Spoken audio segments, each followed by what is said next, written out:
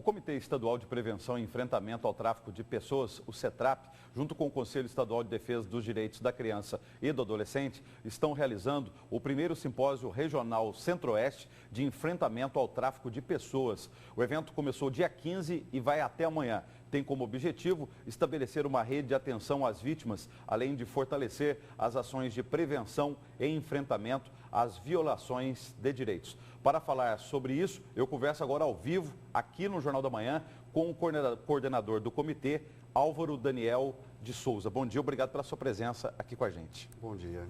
Quando a gente fala em tráfico de pessoas, o que caracteriza isso? Antônio, o tráfico de pessoas, ele é um crime grave, ele acontece, infelizmente, no mundo todo e ele está relacionado à migração, à movimentação de pessoas de um ponto para outro para fins de exploração, normalmente por meio de fraude, por meio de coação, de engano. E nós temos o tráfico interno, dentro do território nacional, e também o tráfico internacional de pessoas. Quando o senhor falou do tráfico nacional, vamos pegar um exemplo que acontece às vezes muito aqui em Mato Grosso, e o senhor inclusive como policial rodoviário, juntamente naquele comitê de enfrentamento, na força-tarefa de combate ao trabalho escravo, muitas vezes trabalhadores, por exemplo, da região Nordeste, são trazidos para Mato Grosso ou para outros estados para trabalhar em regime análogo à escravidão.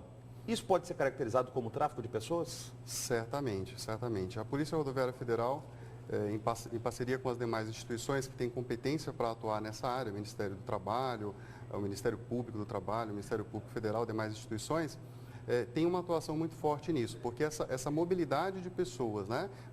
O trabalhador ele é regimentado, ele é aliciado em um determinado local e trazido para trabalhar, muitas vezes em condições degradantes, ele não tem os seus direitos respeitados. E em determinadas situações é possível que ali se caracterize o trabalho em condições análogas ao de escravo. Outras duas situações, a gente vê a imprensa nacional mostrando bolivianos sendo retirados também de condições análogas à escravidão no estado de São Paulo, trabalhando em costuras, oficinas de costura, em fundo de quintal. Isso pode ser caracterizado também tráfico de pessoas? Exatamente. Nesse caso, quando a gente tem esses bolivianos que são trazidos para o Brasil, para serem submetidos a esse trabalho, muitas vezes em condições degradantes, em jornadas exaustivas, e também fica caracterizado o tráfico internacional de pessoas. A gente também tinha, anos atrás, hoje, menos.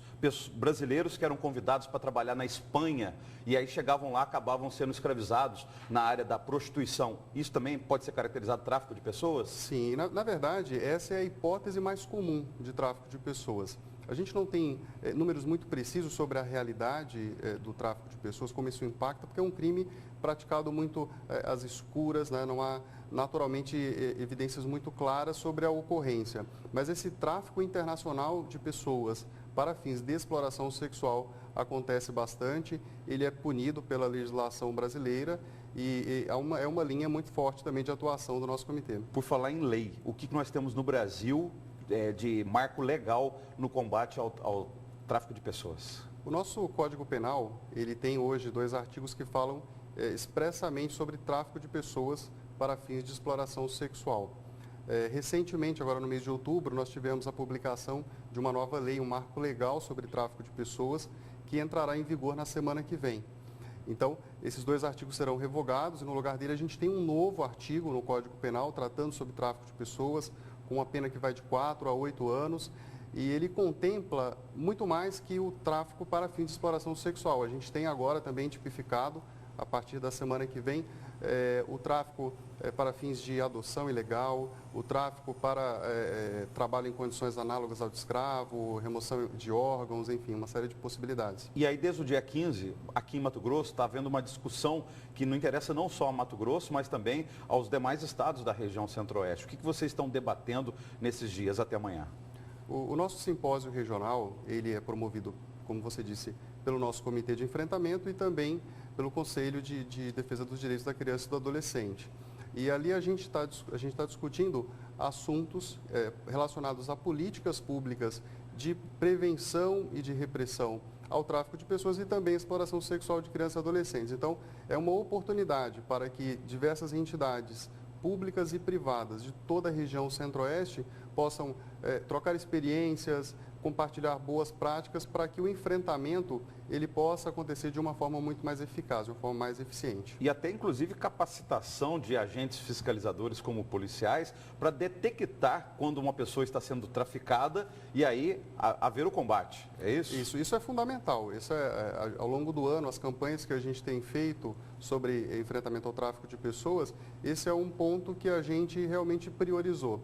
Porque se a gente não tiver agentes públicos capacitados em condições de identificar um caso de tráfico de pessoas, a gente vai ter subnotificação e dificuldade para estabelecer políticas. Agora, eu citei os órgãos fiscalizadores, os policiais, mas é bem mais amplo, porque passa aí por rede de hotéis, motoristas de ônibus, taxistas, quer dizer, todo mundo, a sociedade como um todo tem que estar atenta a essa questão do tráfico de pessoas aí. E por isso que é a importância de vocês divulgarem cada vez mais o assunto.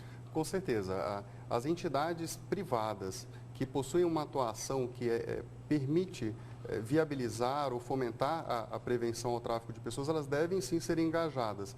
Então, como você mencionou, rede hoteleira, aqueles que trabalham de alguma forma em áreas próximas ao turismo, eles têm como contribuir para a prevenção do crime, identificar e denunciar, levar a conhecimento das autoridades que têm competência para que o crime possa ser reprimido. Agora, como que essas políticas públicas serão implementadas? Terminado o evento amanhã, aí cabe o quê? Ao governo de Mato Grosso, deputados estaduais, prefeitos, o governo federal?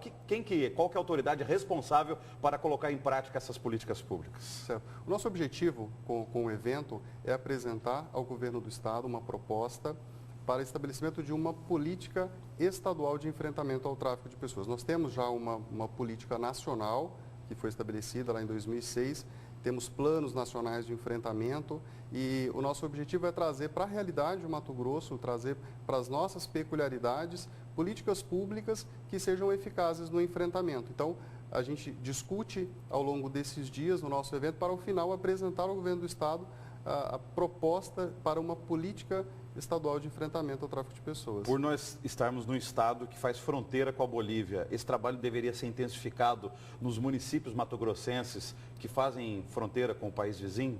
Certamente. Essa nova lei, que eu mencionei, a Lei 13.344, ela estabelece, inclusive, em suas diretrizes, que essas áreas com maior incidência de mobilidade de pessoas, como regiões de fronteira, devem sim ser priorizadas. Então, Mato Grosso, por sua localização geográfica, é um estado que merece uma atenção especial.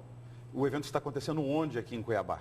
O evento está ocorrendo no Hotel Fazenda Mato Grosso. É aberto à sociedade como um todo ou é participação específica? A participação é específica. Então, a gente abriu para entidades da sociedade civil e também para os órgãos públicos que têm a atribuição, né, para os entes públicos que possuem a atribuição relacionada ao tema, para que a gente possa discutir ao longo desses dias. Como você mencionou agora há pouco, a Polícia Rodoviária Federal em uma atuação ali fazendo apreensão de drogas, de armas, e o tráfico de drogas e o tráfico de armas são modalidades criminosas extremamente rentáveis. E o tráfico de pessoas, muita gente não sabe disso, mas de acordo com estimativas da Organização das Nações Unidas, ele é tão lucrativo quanto. Então, estima-se que em torno de 32 bilhões de dólares por ano sejam movimentados por essas organizações criminosas que atuam no tráfico de pessoas. Muito obrigado pela presença, parabéns aí pelo encontro. Obrigado.